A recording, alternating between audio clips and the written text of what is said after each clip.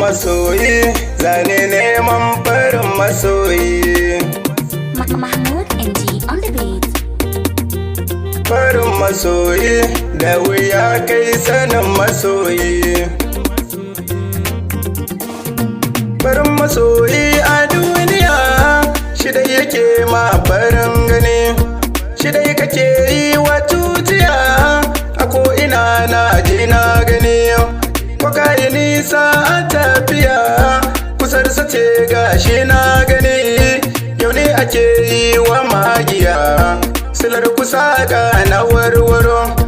In fari ya shige fari kuma a nono fari ta tas, kuma kulawa a duniya ku zo mutaka dagwas dagwas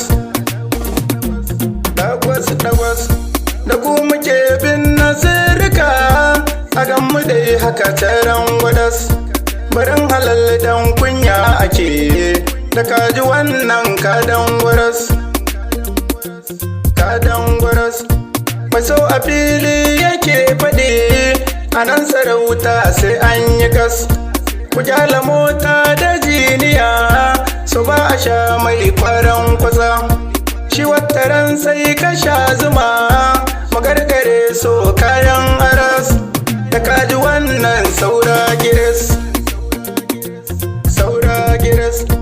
Mai da kwanso a rai ya kunso, in ya doso ga wanda ke so yayi ta murna da dariya, hakar da yayi ya ishe ruwa.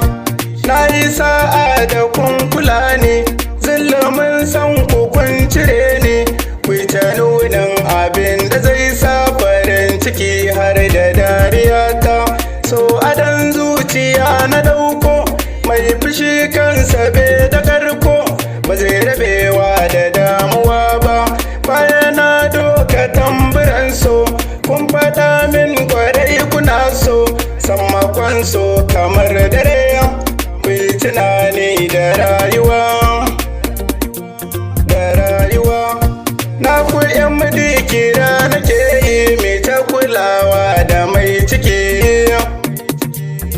mai ciki. Girma na ga mai ciki, tausayi na ga mai ciki, da laulayi na ta mai ciki. Cikin hakan dai nan kowa a duniya, a duniya.